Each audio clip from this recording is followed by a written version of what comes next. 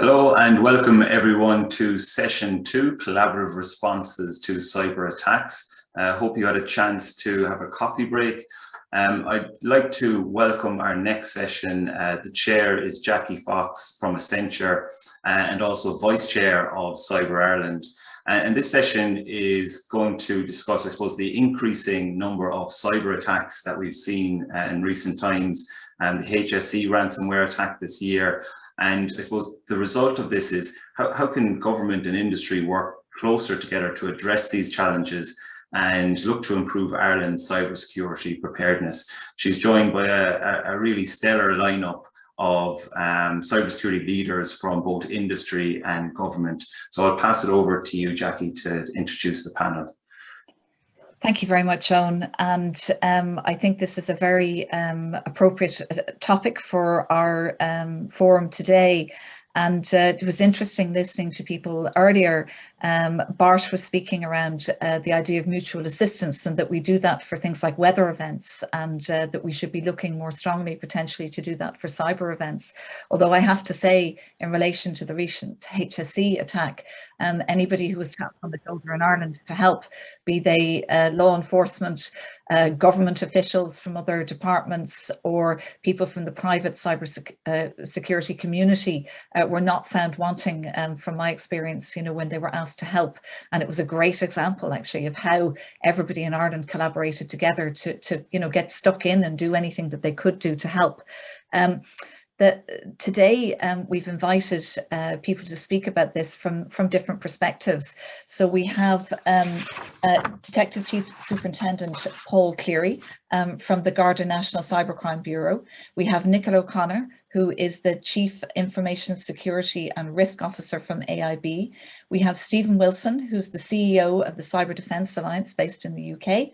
And we have Dr. Richard Brown, who's the Acting Director for the National Cyber Security Centre here in Ireland. And I'm hoping that they're going to give different perspectives, from their point of view, about what we can do to improve collaboration and speak about where things are working and where things are not working. So I'm going to invite each of the participants to speak for 7 or 8 minutes, about their point of view, and then we're going to have a Q&A session.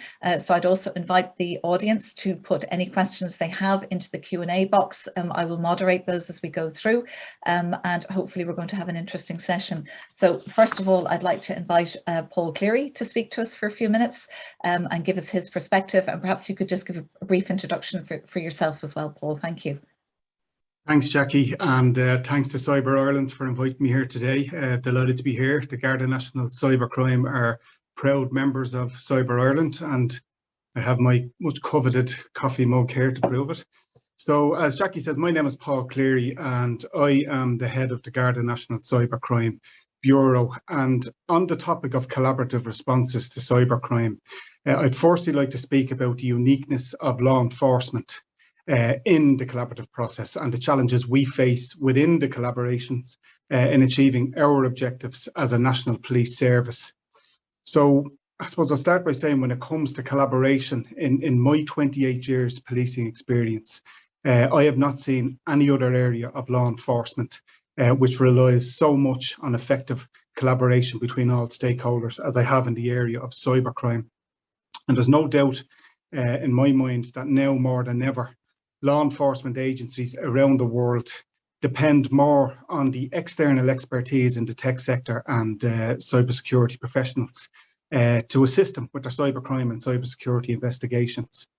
But when we talk about a collaborative response to cybercrime attacks, obviously the police will always have that mandate to target, or to try and target at least, attribution in relation to those suspected of being behind the attack. But we have found during collaborative exercises that a lot of the time we can be the only stakeholder with an interest in this agenda. And this can prove challenging for us in doing our job. But obviously the priority after an attack for most entities is to restore systems safely and securely and ensure business continuity, and we absolutely understand that. But sometimes that's the only agenda, with a lot of companies not even wanting to report a cybercrime.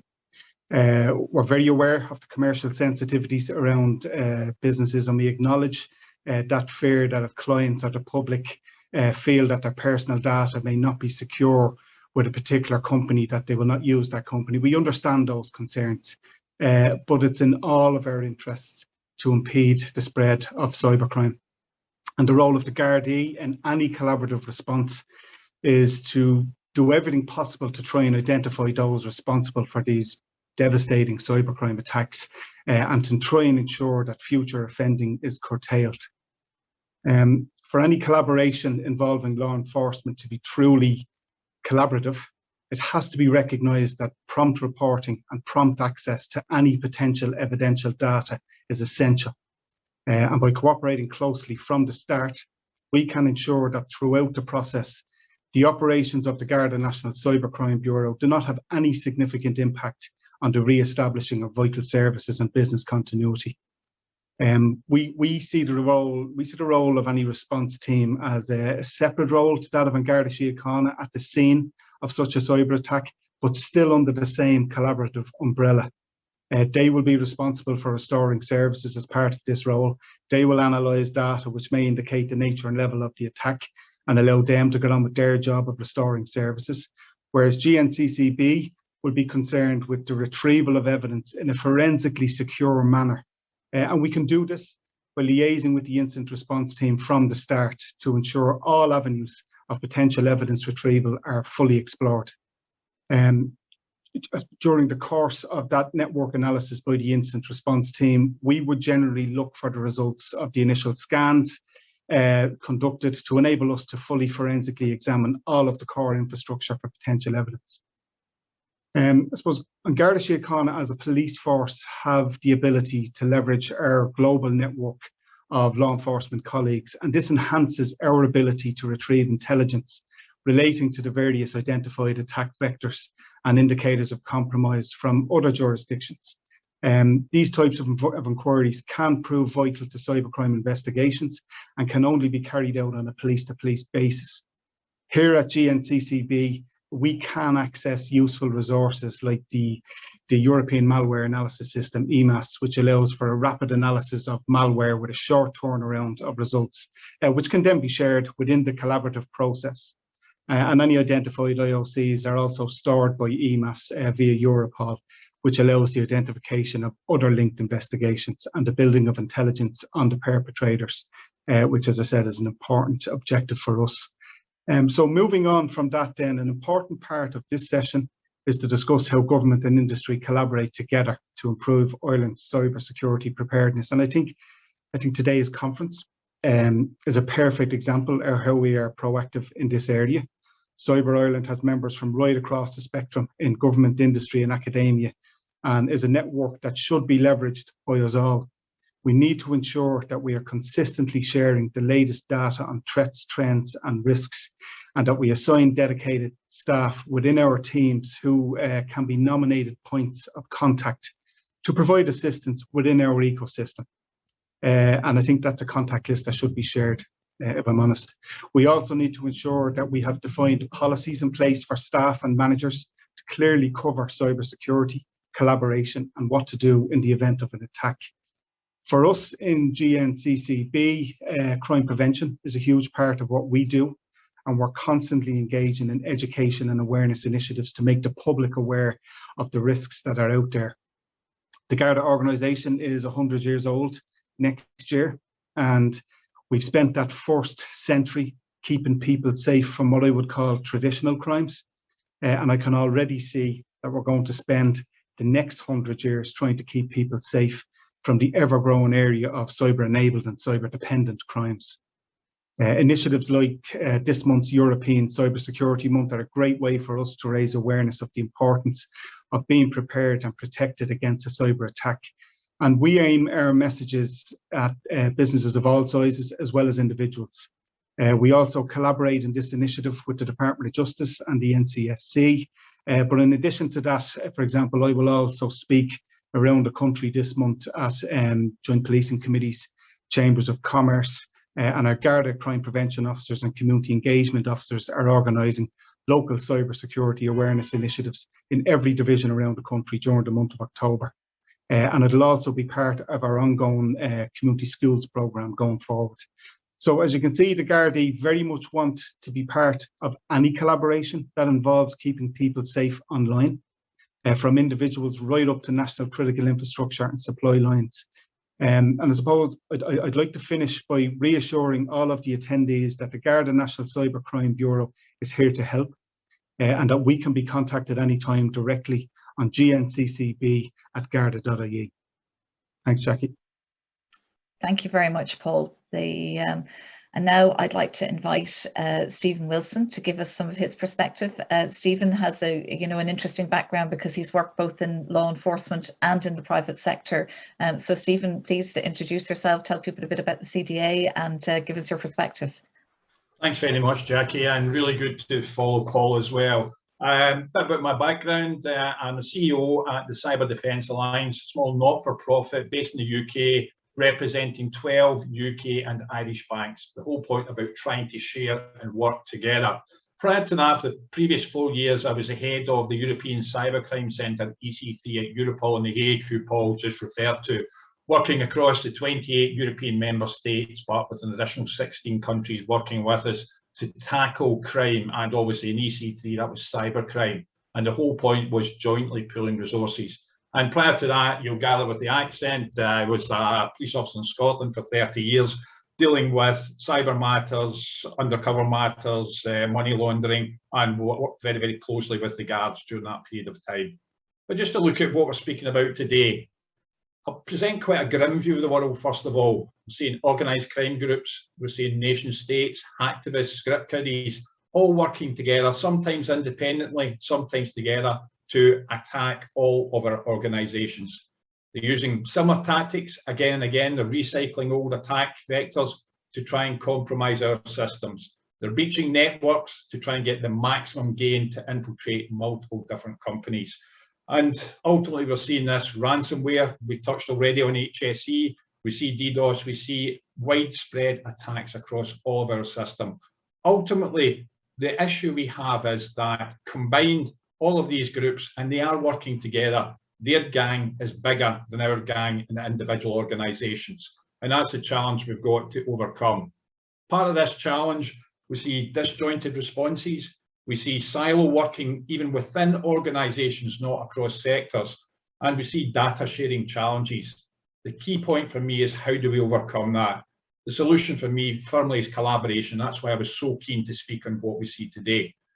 Jackie touched on the fact I've got a view from both sides of the fence, law enforcement and now in the private sector.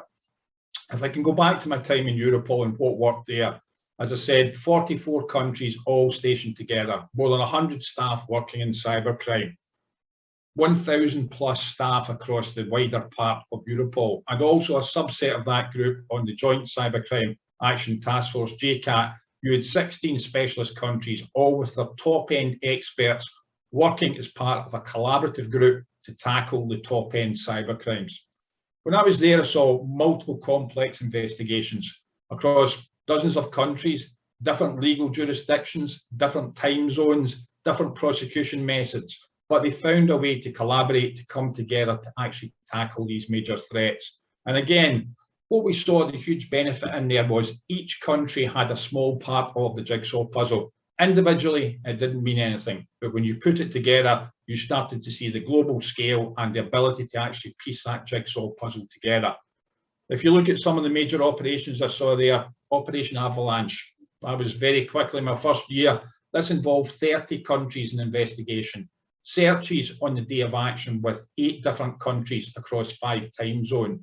We had a team at Europol of 70 plus officers from those countries to work as a coordination and a collaboration cell to share that intelligence. And again, that led to top-end international cybercrime groups, totally disparate. Many had never met in the physical world before. They were arrested and brought to bear with a significant benefit for us all.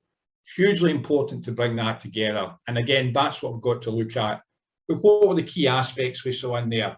It was trust. It was that willingness to share information, understanding of different viewpoints, but eventually everybody, and I include industry in this, signing it up to a common goal of how to tackle this. If I can then fast forward to what I do now at the Cyber Defence Alliance, in essence, the same aspect is working across multiple organisations, all cooperating. broken into 4 areas. The first idea, proactive network defence, sharing those IOCs and TTPs amongst the banks, but not just the threat, how to respond, what's the best practice we can do. Second aspect is the instant response. If an incident does occur, we bring all the member banks together through a bridge to understand what the problem is. And on several occasions, we've actually wired support from one bank to another bank to support during the case of a main incident. We'll also look at Pillar 3 and that engagement, as Paul touched on, with law enforcement. We'll collate intelligence packages to law enforcement from our member banks, but also act as a conduit, taking that information back. The whole point is trying to speed up the investigation. And the final aspect is the idea of the horizon scanning, the strategic assessment. What are the problems coming over the hill that we all understand that we can collectively collaborate together to design our defences to tackle that more effectively? Hugely important. But again, part of the same reasons that why this works at CD8 is why things work at EC3 is trust, is having those information sharing arrangements whereby we can actually share information that's important to tackle it. Because once again, we all have pieces of the jigsaw. Now, we have massive international banks like Barclays as a member. We also have much smaller banks. And some people ask, why do you have such a disparate membership? Sometimes small is beautiful. And being able to see that attention to detail in the smaller banks can be a huge benefit for the larger ones. But again, a big part of that is actually just working together as that team. No competition, completely collaboration. The challenges we have, data privacy, and again, we have a continual struggle sometimes with legal departments. What can we share? And I think we need to change this paradigm of the zero-sum game of privacy versus safety and security, and use Data Protection Acts actually as an enabler to allow us to share information and to drive things forward. But finally, looking at the future, how can we make this better? I would like to see joint industry and law enforcement task forces to tackle the biggest groups that are out there, to go after those ones, because we can't continue to defend all the time. The idea of attribution sessions, pulling law enforcement data with industry data, that's where we get the maximum number of pieces of the jigsaw puzzle to bring it together.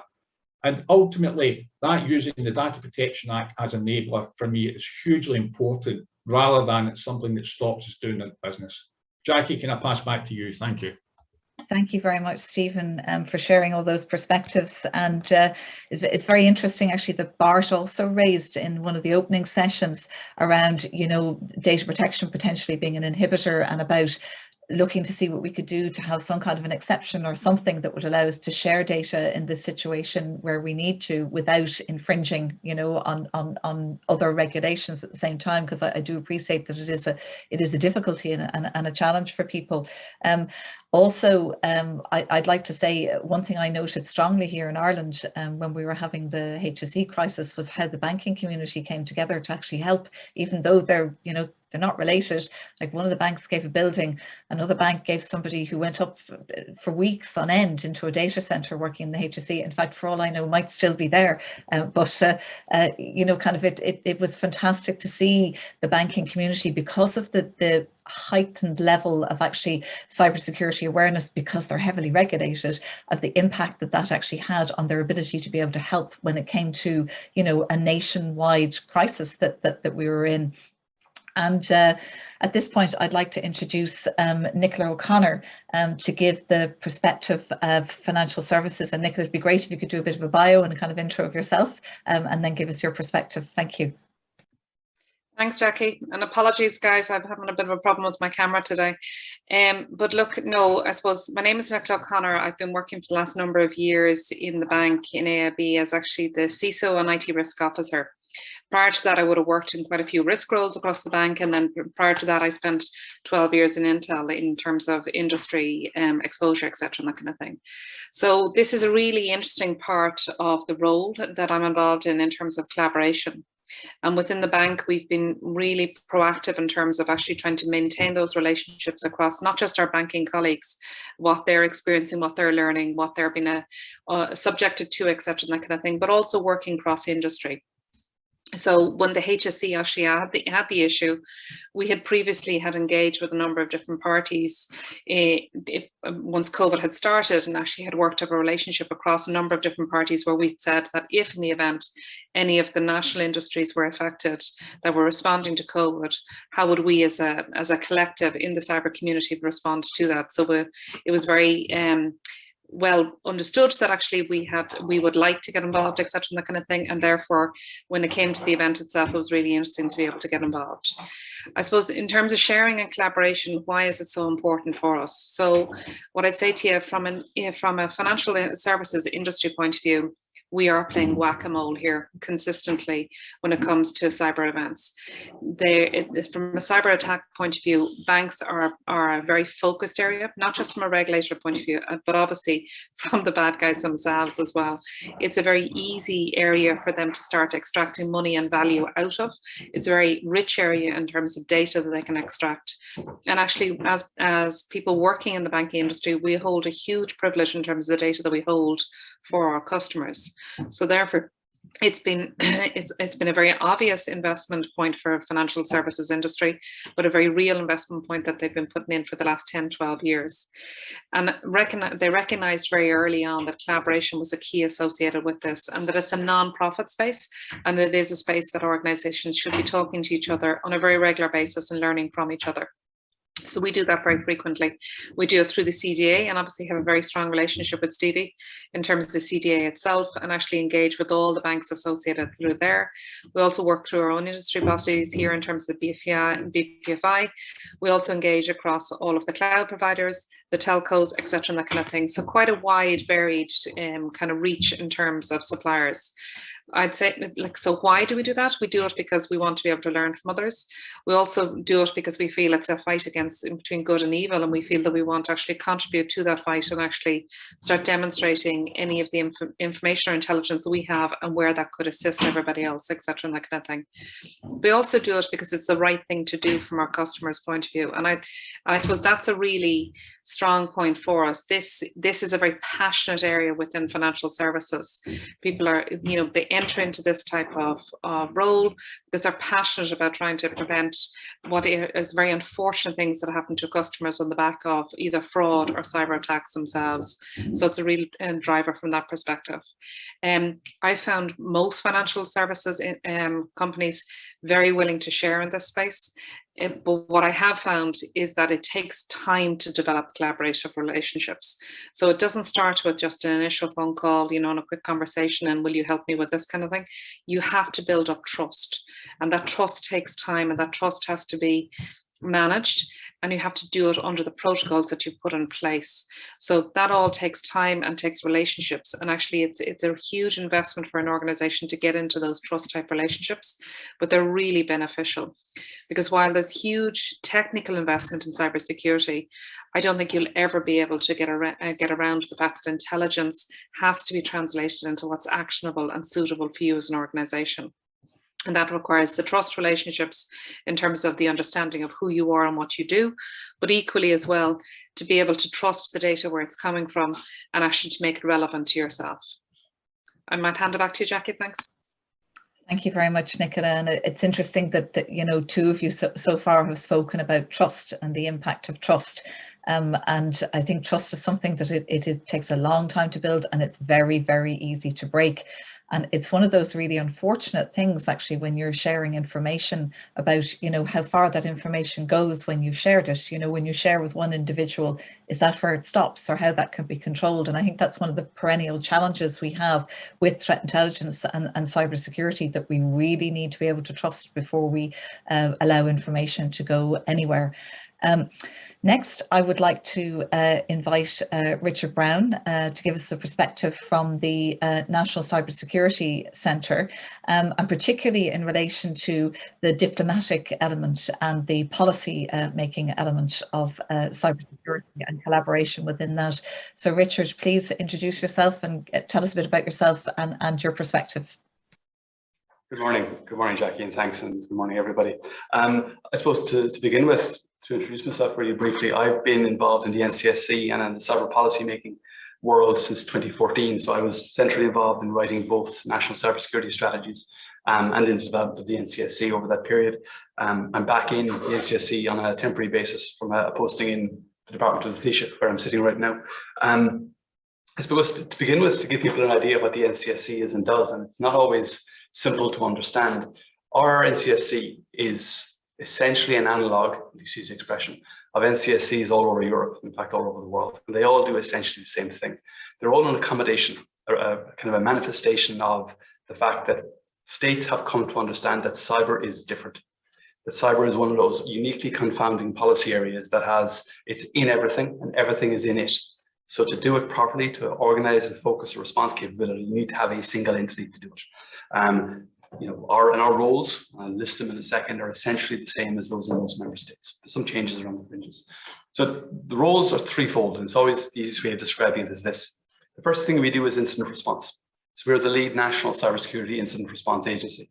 Now that means everything from major national cybersecurity incidents, public incidents like the HSE or national security incidents, which aren't spoken about.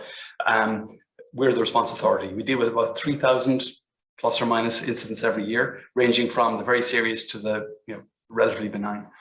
That also has, of course, a huge international component, which I'll come back to in a second. Secondly, we're an information sharing and clearing house. Always being really fancy, I'd say that we provide a number of different services in building situational awareness at a national level. In reality, we share information with people.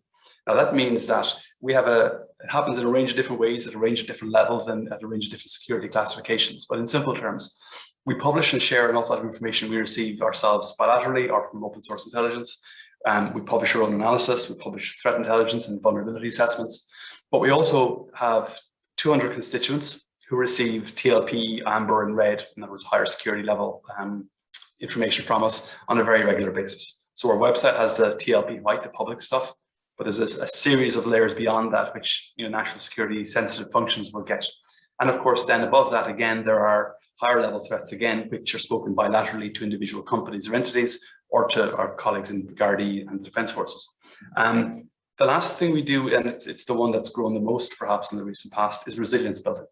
So again, we all understand that information sharing is important and response is important, but they're really only the start. The most fundamental problem of all is we're awash in information in cybersecurity.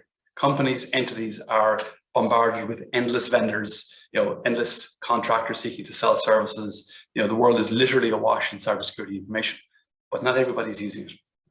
Having all the information in the world is great, but unless you actually implement really significant security protocols, practices, procedures, and policies, it doesn't matter. You can have all the information in the world if you're not using it. So we have a series of different programs in this regard. The first one is the obvious one. We have a regulatory role with regard to the European NIS directive, which is primarily around critical national infrastructure. So we have 70 odd entities designated as operators of essential services, and we regulate them for security. These include entities in the transport, telecoms, healthcare environments, which is, of course, an ongoing process. We also have a series of other products around the resilience of government entities, and some of those feed back into the incident response piece. So we take information from incident response, and we turn it into a product that we can use in resilience and vice versa. If we see vulnerabilities repeatedly in the incident response process, we can make that part of the resilience process. And again, that goes to the fact of why the center is a center. Just really briefly on the international piece, Jackie, and I know I'm running out of time. The NCSC is part of the European and global network of CSIRTs. So the NCSC hosts our National Computer Security Incident Response Team, or CSIRT. We're also a CERT, that's a different thing. And we share information on a national level with Gardaí, across the Gardaí, both parts of it from our perspective, with the Defence Forces, with industry, with intelligence services, but also globally. So we share information with our colleagues like NCSC in the UK, CISA in the US, and NCSCs across Europe, and intelligence services and police services and industry on a global basis. So that allows us to help citizens, services, entities, businesses here with the very latest information, the most up-to-date cybersecurity, relevant information that they have, and practice, not just what you need to know, but what you need to do, which is really critical. To talk really briefly about the collaborative element of all of this, from a policy perspective, this is obviously extremely challenging because we receive information we can't share. Similarly, we create information, extract information from analysis that we can't share because it's national security sensitive. So we have this very delicate balance always in incident response in terms of what we can share and what we can't share. And yes, is that sometimes frustrating? It absolutely is. But if we burn a source, or if we burn an operation, ours or somebody else's, we lose access to information and we become less able to help and protect services and people. So we're in that very delicate balancing act all the time. And similarly, the vast majority of cybersecurity incidents aren't national security sensitive, but some of them are. And that means that there are things we simply can never speak about or engage with in the public domain. I mean, Paul mentioned attribution earlier on. Attribution in the policing sense is one thing. Attribution at a national level is something else. And that's a really complex political, geopolitical, diplomatic process where a state A says publicly that state B or C or D has been engaged in an act of cyber action against its territory or its people. We've never done that as a state, but attribution is part of that statecraft piece, and we're in that national security apparatus run through this office in the Department of the Taoiseach. That is one of those strange issues. However, I think the recent incident in the HSE is an extremely good example of how collaborative cybersecurity has to be when the rubber hits the road. And CDA, I mean, we've been engaged in the CDA for quite a while, along with various different information sharing and other kinds of platforms, along with the Banking Federation and with Cyber Ireland. This is a team sport. It's a team sport across a very broad spectrum, including spectrum elements of the community people might not be aware. It includes the political spectrum. It includes the electoral process. It includes not just critical infrastructure, but businesses that support critical infrastructure. Cybersecurity is a broad church. And unless we can actually engage everybody in the, that's another clerical reference, everybody in the collective, it won't work. Hence we have to, it's not just about response, it's about preparation, information sharing, response and recovery and learning and moving on. And I think from our perspective, looking at recent events, the real value we hope to add in this process is what comes next. When we could talk about publicly what we know on recent incidents, that we can really add value to what people should be doing. And I'll give you, I'll close on the political element of all of this. We have a recent government decision which commits to a significant increase in resourcing of the NCSC at a very high level. The staff we've been granted are all very senior. That will allow us to engage far more in the resilience building piece. And you'll see a lot more of that coming from us in the future. What we hope to do is to build on the collective understanding and the collective awareness as to what's happening, and to make sure everybody understands what needs to be done, not just what they need to know. Sorry, I ran over. I'm sorry. That's all right, Richard. All interesting stuff. Thank you very much for that.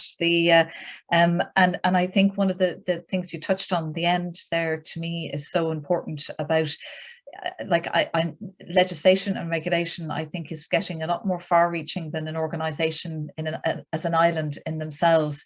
We're now seeing that it is getting much further into the supply chain, the third parties that we're all dealing with, and so lots of little organisations who, just were little old me, who'd be interested in me, are now really beginning to see that actually if they're a supply chain to somebody who is, for example, an operator of essential services, then they really have to bring themselves up to the same standard as other people.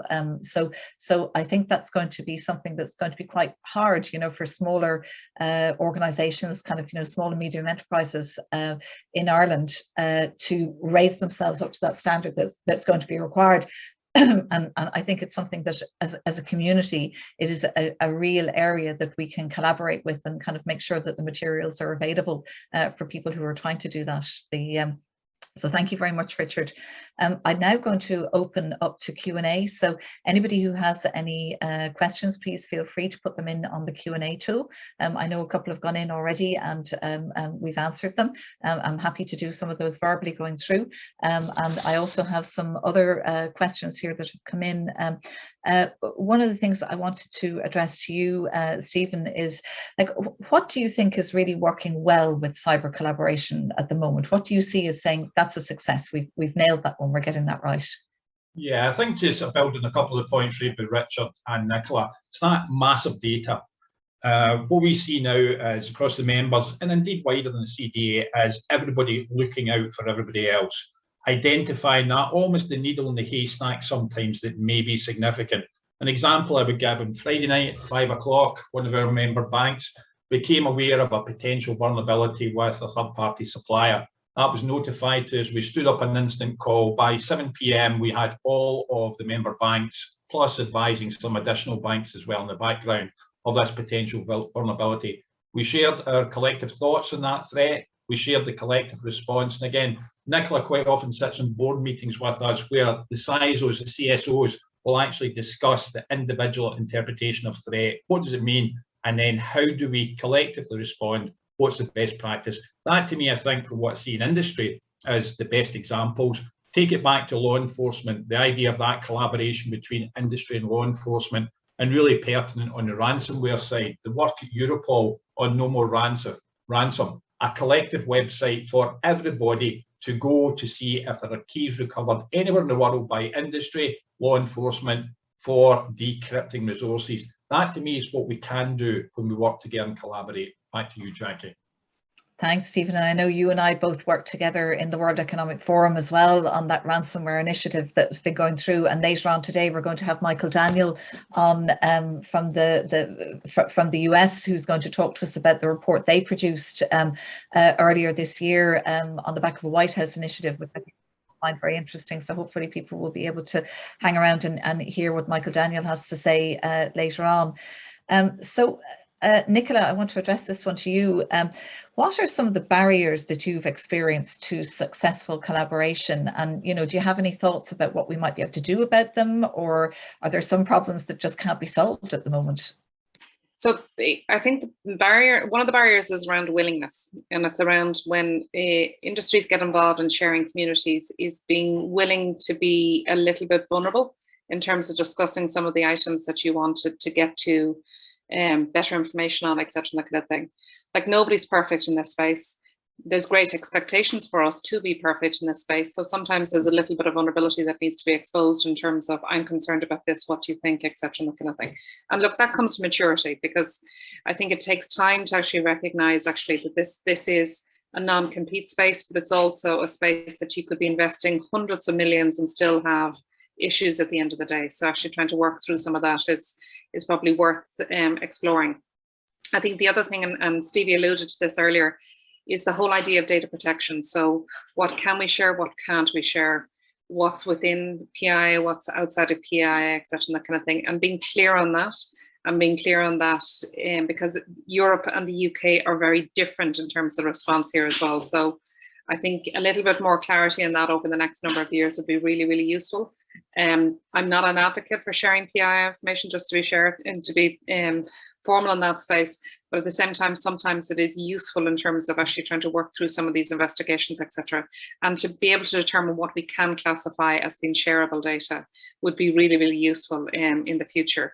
I know, Paul, when we engage with yourselves, obviously there's legal orders associated with these, so it's a little bit clearer, but sometimes when you're sharing with other banks or with other industries, it would be useful to be able to go a little further than where we currently can. Thanks, Nicola. And we have a couple of questions coming in here in the chat, and I might address this one to both Richard and Nicola. Do we have a correct platform in Ireland to share information with others? No one wants to be exposed too much without the trust that information is shared correctly. Richard, if you'd like to address that first, please. I can. So the primary platform we use is by advisories and by direct contact. But there is a question about, and it's something we're looking at in the context of our legislation, and data protection is obviously a factor here as well, in terms of what we do around handling everything from a suspicious email reporting service through to the building of a platform for sharing threat intelligence on a national level. The problem is, I'll be very specific about it really briefly, lots of threat intelligence has IP addresses in it, and in some cases an IP address can be personal data. You can thank the Breyer decision in the European Court of Justice for that, which means the open sharing of personal information like that is very problematic. We can do it because we have a statutory virus for the most part to do it, but there are limits for everybody else, and we can't process some of the information because of that. So there are real risks there. In terms of the core question there about trust, that is utterly key, and that's why we have to be so careful with what we do with everything. Our TLP rating, along with our national security classification system, is designed to ensure we don't breach anybody's trust. So we have to be extremely careful when anybody tells us anything. We have to be massively careful with what we do with it. That's a limitation, like I said, but it is what it is. Thanks, Richard. And Nicola, you might like to comment on that question as well. Yeah, sure. And look, the financial services sector is probably working a little bit further ahead of this based on the certs we've put in place around the regulatory jurisdiction that the CBI has, etc., and that kind of thing. So we have been fortunate enough to be able to work with the CBI, put together a national search around the financial services sector, and that allows us in a legal construct to be able to share some data, not all, and Richard is right in terms of the constraints that are there in terms of sharing data, but we can do that through a sharing platform which is very trust orientated. That's in its infancy. It obviously requires the legal constructs that we're currently putting in place. It requires the infrastructure build in terms of putting it in place, etc., and that kind of thing. But most importantly, it requires that protocol and trust arrangements. So the protocol arrangements are being defined as we speak, and the trust arrangements will build over time as well in terms of actually how we share on that platform itself. And this is something that's been in existence in the UK for quite some time, and it has been very successful in terms of the outcomes associated with it. So we're building on that background and we're building on the knowledge that we've had from the UK. Thank you, Nicola. And this is what I'd like to address to you, Paul. Do you believe that global collaboration is more complex than EU collaboration for law enforcement? I think it can be, yes. For us, in law enforcement, the evolved and the constantly evolved regulatory environment is very challenging for us. Richard mentioned about the certain orders that we can get, and that's fine if we're in this jurisdiction, but the MLAT system, the mutual legal assistance system, is very slow, layers of bureaucracy, and it's very challenging for us to get any kind of tangible progress in an investigation. I was heartened the other day, I was on a conference there organised by the US government in relation to ransomware worldwide. And I think everybody on that call, hundreds of diplomats and law enforcement senior officers, were in agreement that ransomware in particular has reached a tipping point. I was very happy to hear that everyone was kind of complaining about the regulatory environment and trying to find that balance between privacy and protecting the vulnerable and the security of the state. So it was only a conversation, but I do think there was a bit of energy behind it, and I would be hopeful that the actions handed out in that particular conference would see some movement along the way of maybe restructuring the MLAT process. Within Europe, we're a bit better. Europol, EC3 for us in particular, we deal with very proactive. We work very closely with our colleagues in the UK, in the NCA, with Stevie and his team in the CDA. So I think we do have that trust built up, definitely within Europe, definitely within the UK, and within our private sector partners and stakeholders. Globally, it's going to take more time. We spoke earlier on about building that rapport, building trust. I think in the past it would have happened quicker when you could go out and meet people face to face and have the conversations you need to have. Can be difficult online, but it is getting better. Thanks, Paul. Thank you. And it's great to hear actually on a global stage that people are taking this very seriously. I thought myself actually the Colonial Pipeline was very, very groundbreaking, where kind of the view from this being a technical problem that technical people are trying to deal with to kind of lifting it up into the diplomatic realms, where things happened, movements went ahead, and we could all guess what was going on in the background. Some of you were probably privy to it, but some of us here were sitting here guessing what was going on, and it became quite obvious that there was a new force behind taking this as a very, very serious global threat of ransomware. So that's good to hear, Paul. Richard, I just wanted to ask you, do you think that we're going far enough now with the kind of EU kind of policy and regulatory changes at the moment, or do you think there are other things that we could consider that would make life easier for everybody? I'm going to cheat, Jackie, and also answer some of the previous questions as well. So really quickly, the CSIRT community have information sharing is what we do. So we do live information sharing all the time using MISPs, malware information sharing platforms. We have live platforms across Europe, US, UK, and a number of other jurisdictions as well. So that allows us to share threat intelligence and actual live information in an instant on a literally instantaneous basis. I think there's a really important set of lessons for us from the HSE incident in terms of how we shared and operated with other member states. I mean, I think the Minister of State is public in saying that Poland volunteered some help immediately. It's also worth to note that our Norwegian friends and other colleagues in other jurisdictions were very helpful as well. Now, did it give us anything we didn't fundamentally already know or have ourselves already? Not dramatically, but it was useful. And of course, we were able to tell everybody immediately what the issue was, which was, of course, if not a help, at least kept people somewhat relaxed about what was happening internationally. I think similarly, there's a whole process here to be gone into around information sharing during an incident. Some of it we can talk about, some of it we can't, but it was really, really vital that we already had those long-standing links. Law enforcement is difficult and different because you have evidential problems. You're trying to actually prosecute someone. We're not.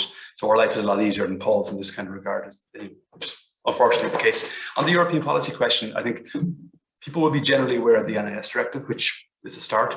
It's also pretty worth keeping in mind that NIS2 is published and out there. And like you say, NIS2 goes into far more greater detail on some of the supply chain problems that we've all wrestled with in terms of NIS1. It also goes into a broader range of subject matter areas. So pharma is in there all of a sudden. Managed service providers are likely to come in some shape or form. So European regulation and the regulatory environment is changing very dramatically. There's also a whole lot of other things happening and that have happened that people aren't generally aware of. We have European Cybersecurity Act that makes provision for a European certification system, which is, we're just about to finish transposing here now. We also have a series of other bits and pieces about European R&D, and some of that is problematic for us given our industrial base. There was a vote on it yesterday, but Europe is doing a huge amount in the area, and we don't hear very much about it here, which is interesting. I mean, it's understandable, I suppose, to an extent, given that we have a lot of American and international companies here. But the EU is taking quite a different approach in some of these areas, and it's worthy of note, I think.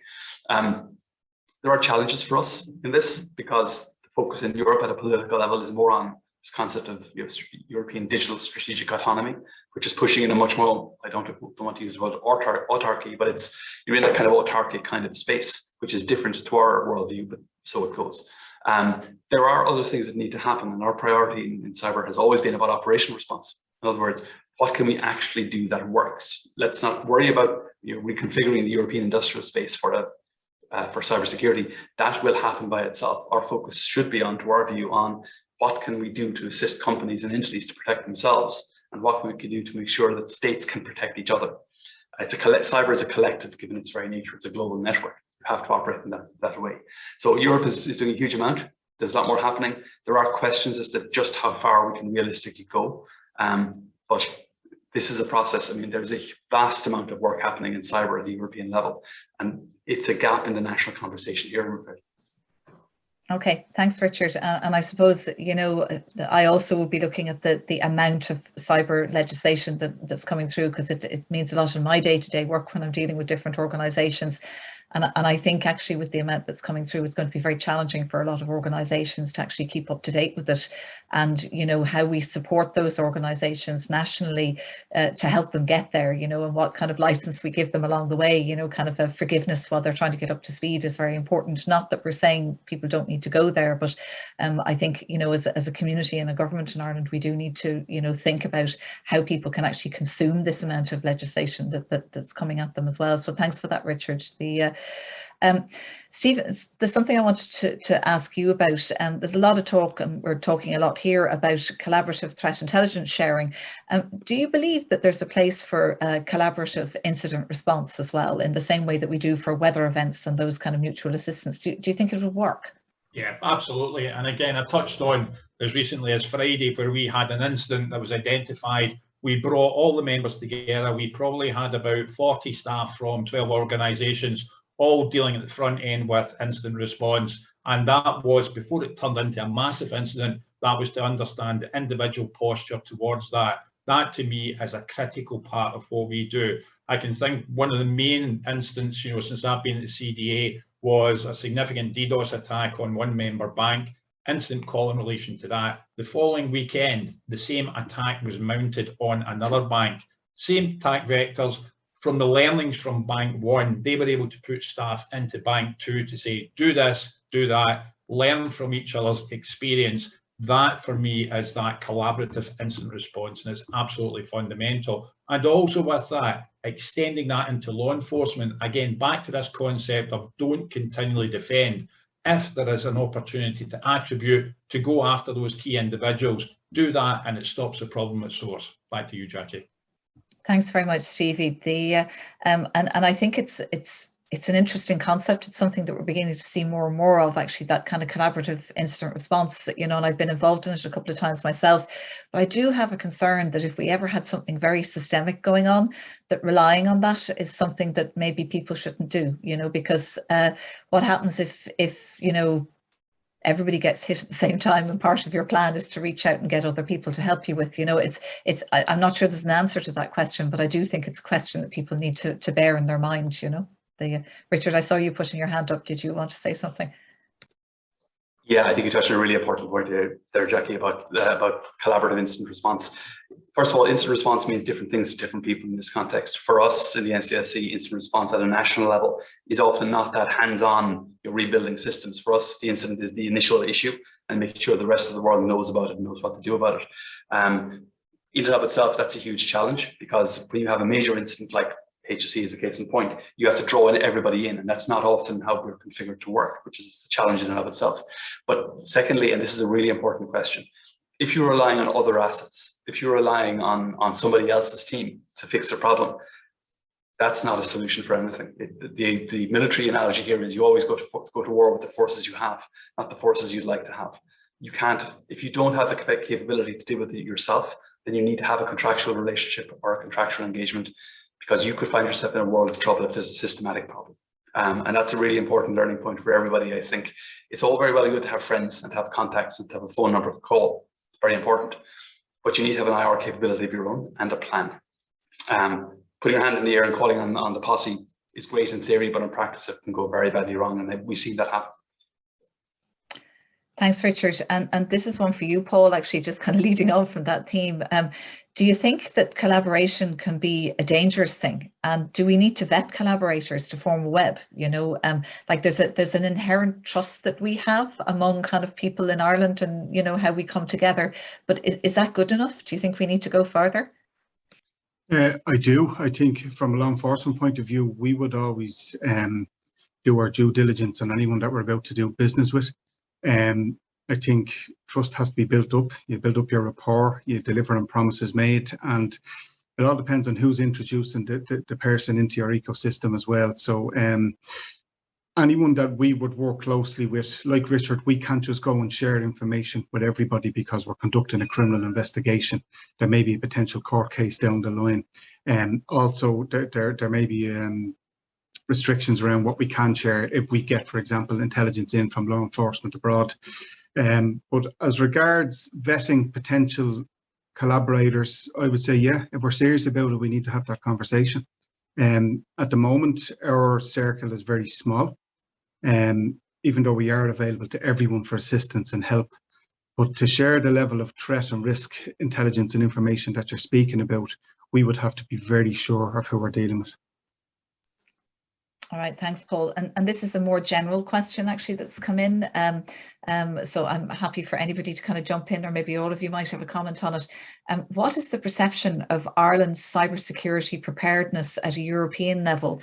And what can Ireland do to improve on that and move up in the global rankings? Any takers? I'll speak really quickly on that, Jackie. The global rankings, first of all, we vary widely depending on who you pick. And I've seen some of the responses because we produce some of those responses.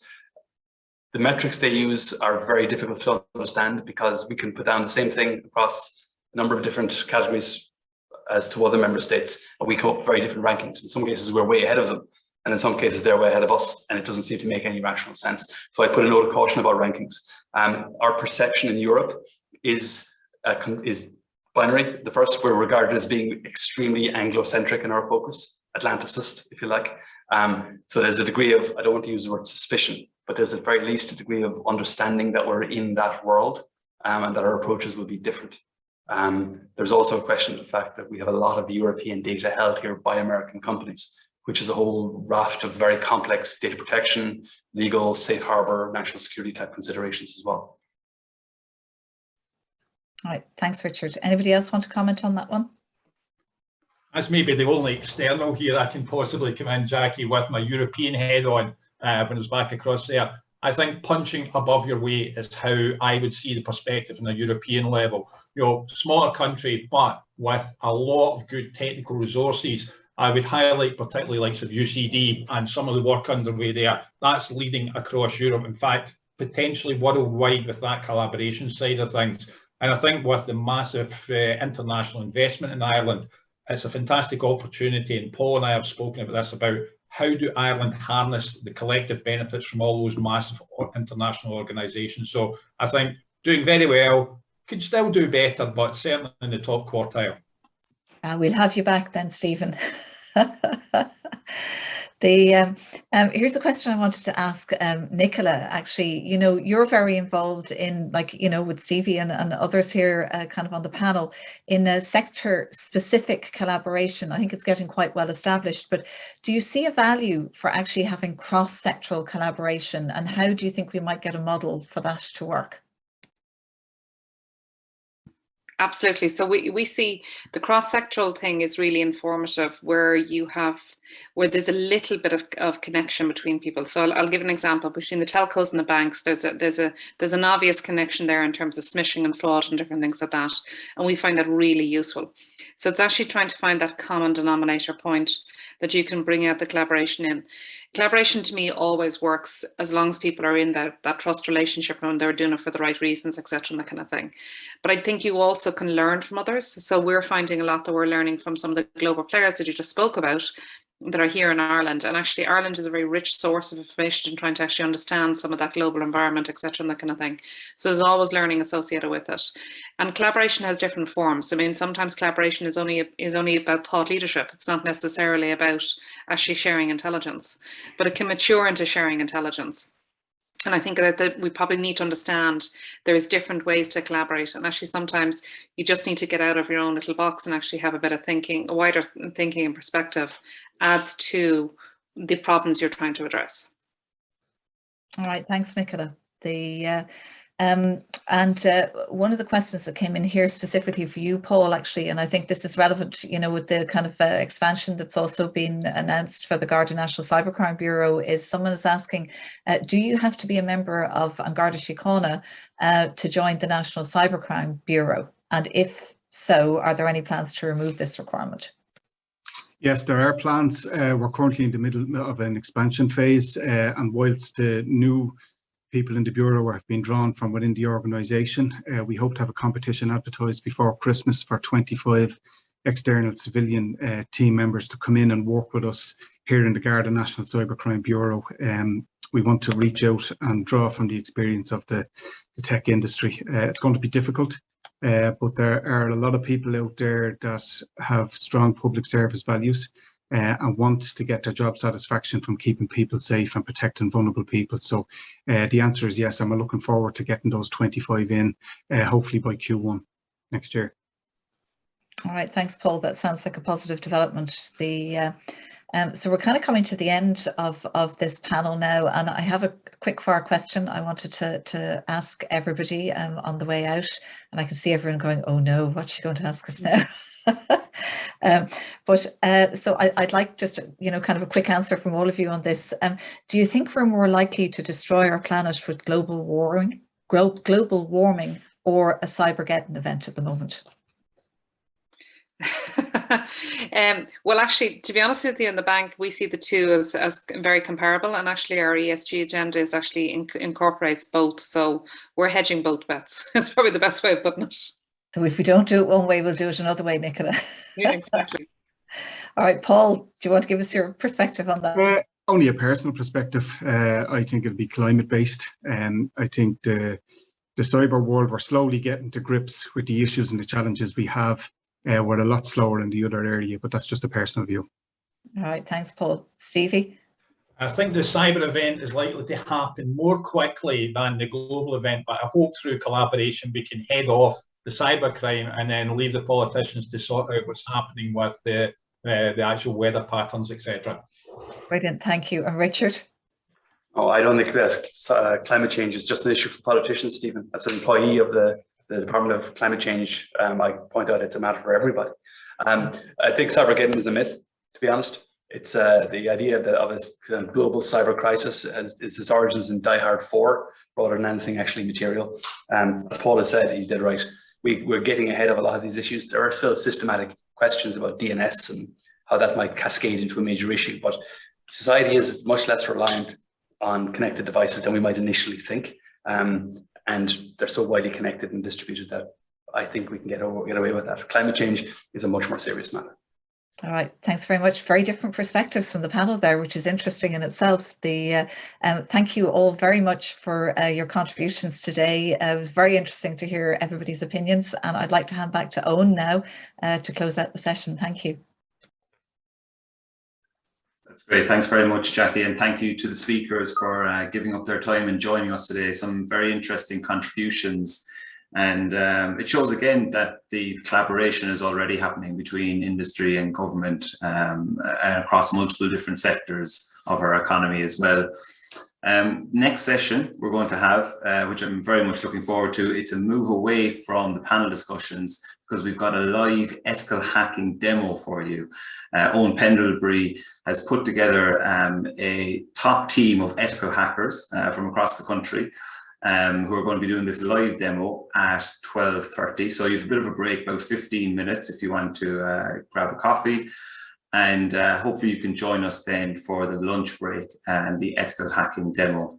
Before that, just to note that the questions coming in, we are taking notes of who's putting them in the chat box or in the Q&A box, and we will be announcing a winner at the end of the day for those prizes. So keep the questions coming in the next sessions.